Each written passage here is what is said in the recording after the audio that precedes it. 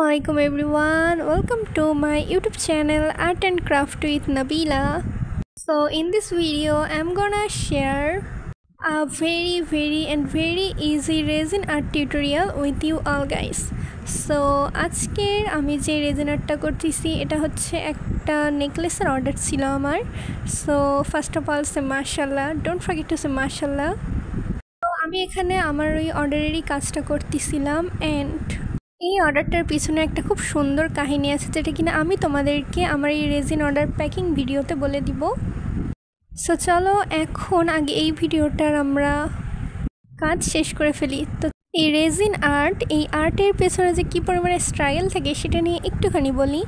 ভিডিওতে আমি অনেক রেজিন আর্টিস্টের ভিডিও দেখছি, এমনকি আমার নিজের ভিডিওতেও আমি পুরো একটা 1 ঘন্টার ভিডিওকে মাত্র 1 মিনিট 34 সেকেন্ডের মধ্যে তোমাদেরকে দেখিয়ে দিচ্ছি, যেটাতে দেখে মনে হচ্ছে wow, resin art is very easy, it's totally smooth work, right? But no, এরকম আসলে কিছুই না।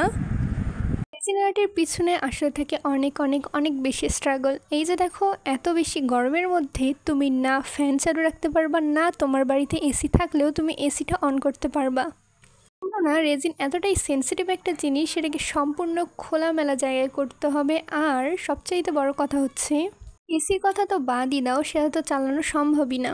কেননা তাহলে তোমাকে রেজিন আর্টটা করতে হবে একেবারে বদ্ধ ঘরে, যেটা কিনা একজন রেজিন আর্টিস্টের হেলথের জন্য অনেক বেশি পরিমাণে হার্মফুল হতে পারে। যদি তুমি ফ্যান চালাও তাহলে এখানে একটা হাই চান্স আছে যে রেজিন উড়ে গিয়ে তোমার হাতে, মুখে কিংবা চোখে যে কোনো জায়গায় পড়তে পারে। আর এই রেজিন আর্টগুলো দেখতে যেমনই সুন্দর, এই রেজিন নামক কেমিক্যালটাও কিন্তু ঠিক ততটাই বেশি ভয়ঙ্কর।